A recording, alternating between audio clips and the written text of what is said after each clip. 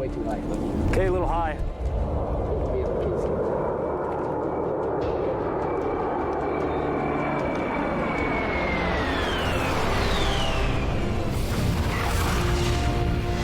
Get out!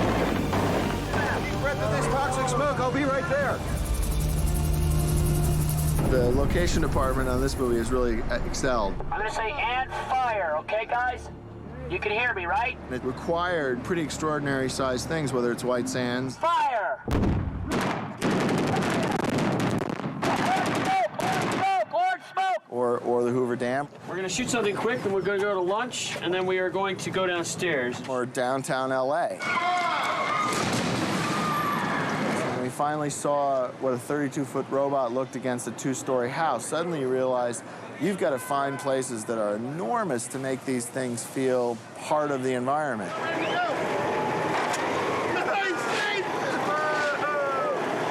You can't leave the trucks on the road.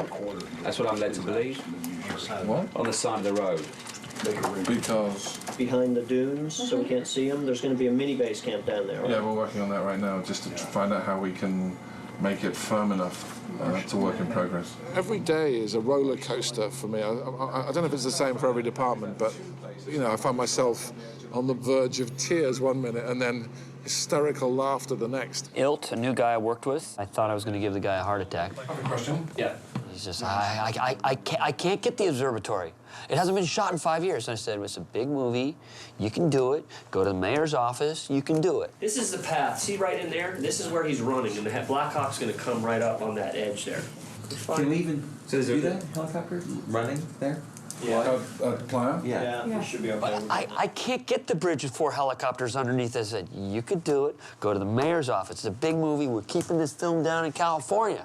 We structured the budget in order to keep it in the United States, which is not to say that the movie couldn't be made elsewhere. It's just, I think, easier and more comfortable for Michael to have, you know, a crew around that he's used to.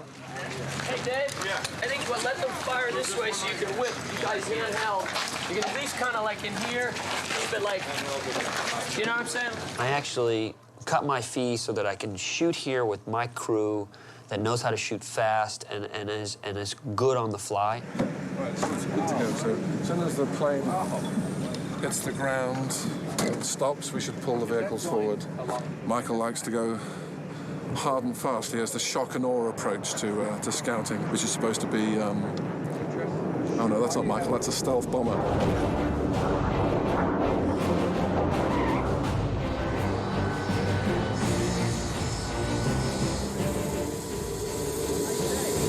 Morning, Michael. Jack. Holloman Air Force Base is an extremely secure base with a great deal of secret goings-on. Yeah. I mean, this morning, you know, we had a guy with an M16 protecting the AWACS because even though they know that they're here for us, they're still very protective of their aircraft. Almost 3 to 1, okay? If the American military is called on, they will fight enemies abroad or even alien robots, if need be. You don't want scrub brush by it, you know, tumbleweed, whatever, okay? I can show you how to get some better shots. What's that little...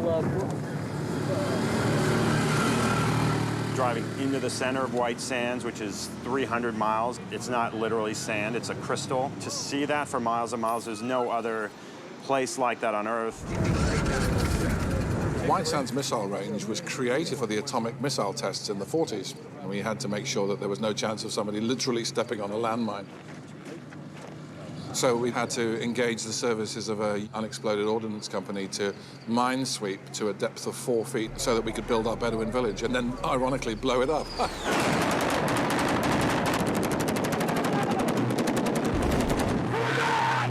When we got here and laid out the buildings, we realized that the dunes were moving. So the valley was actually significantly smaller, up to 30 feet, because of the wind. Very hot. We had days 115, 118 degrees. That's the max so far. It could get hotter. That's compounded by the fact that the sand there is really just white quartz that's washed off of the surrounding mountains, and it just reflected like glass. God! Hot! I'm from Puerto Rico, so when I was told careful, New Mexico is pretty hot. Oh, yeah! I go, I'm from Puerto Rico. How hot can it get?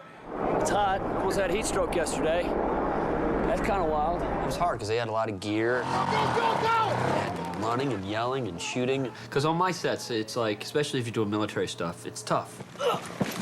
I'm not like a very cushy director in terms of if we're here, because I shoot really fast.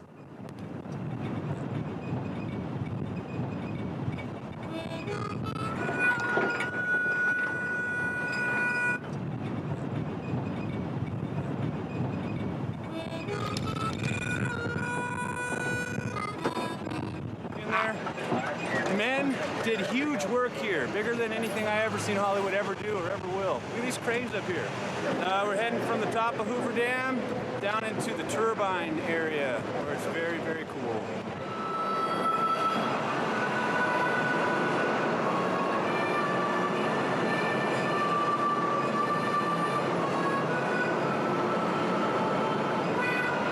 When you see it, you have no idea how big it is. Hoover Dam is just massive. We had to do some sort of remedial work because a film that shot there last year didn't endear themselves to the Hoover Dam by buzzing the dam. It's a grave situation, gentlemen. Thank you for being with us. Good. Good again? Good. How's the guy leave it? Ready? Shooting like that, how much?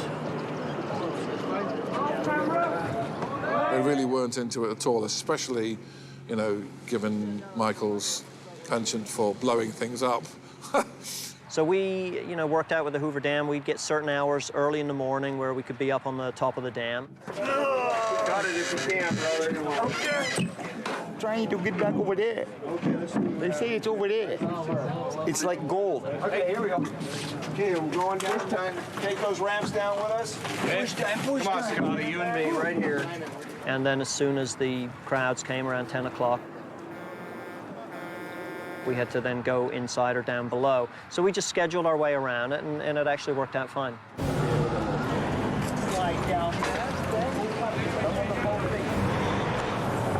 Both of you guys go on this side. 20. Where's John's tail? You're not puking, are you? The scale of the Hoover Dam was a tall order. There's not many places you could do that because everything there is so gigantic. I think we became very familiar with the architecture, which allowed us to build a set that tied into it.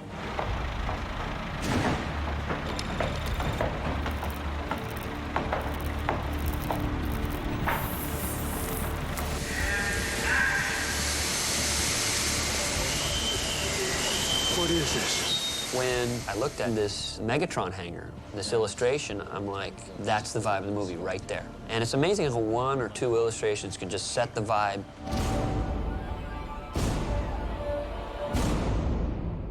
We use the playa hangars where Howard Hughes built the Spruce Goose.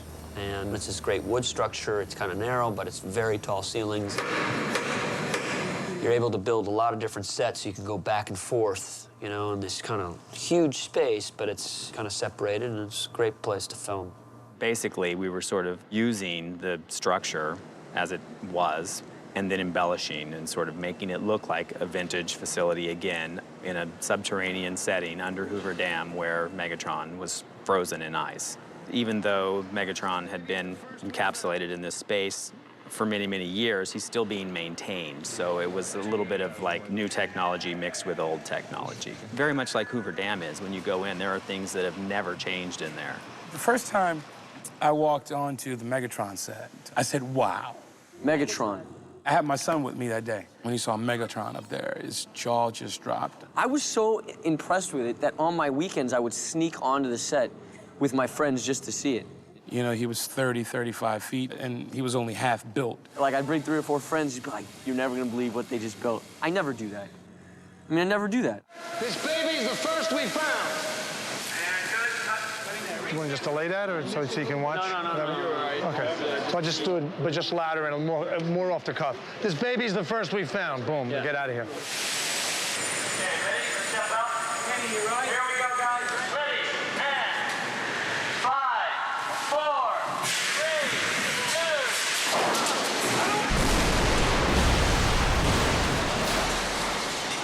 2. The day that I saw that set, I suddenly went, oh, Lord, this film is going to be everywhere. That was the first day that it dawned on me that I was shooting a really big American film. I had to shoot in Los Angeles. Now, Los Angeles, they'd give us 4 blocks one Saturday. They'd give us 3 blocks this Sunday. They'd give us those other 4 next a weekend from there. And then we shot at Universal Backlot. And then I shot in Detroit. And I had to all make it feel like it's one place. So you had to keep the scene in your head. I mean, you just had to wrap your head around it.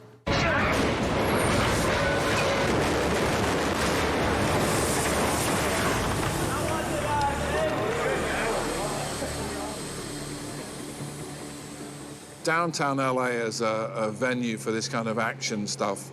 We'll go on 5, 4, 3, 2, 1. Blow up. Go hot, please. Go hot. Here we go. Guys, he's right up by this building right here. Ready, and he's right on top of you, moving around. Ready in 3, 2, 1, action.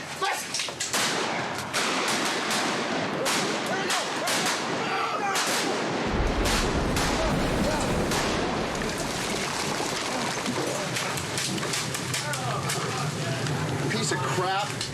Ready, and roll cameras. Rolling. Hey, legs, fire in the hole. Let's go, guys. Don't move too soon. Ready, and 3, 2, 1, and action.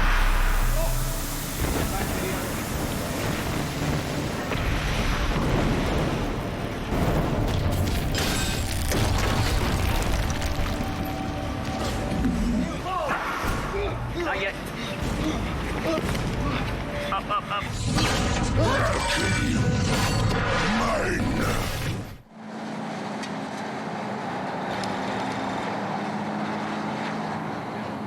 Hey, can you take that light right down there and light that Fortis thing up there?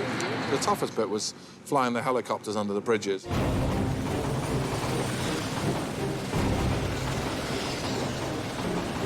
For lots of reasons, not least of which is the Homeland Security thing. If you fly helicopters under 500 feet, then the FAA makes you jump through a lot of hoops because of the potential for crashing into neighbors. What are you doing? We're getting pissed on for the next 3 days. You know, the helicopters flying low, kick up all the water from the LA River. Nobody knows exactly where that water is coming from. See all this water right here on the floor? It's all man piss, okay? And what happens is a science thing. When you put helicopters over a puddle of man piss gets all over your man body. So we all had goggles and face masks on, so you don't breathe it or taste it. Just piss all on my face, all my features, piss on my arms, piss all over my own piss. It's just nasty.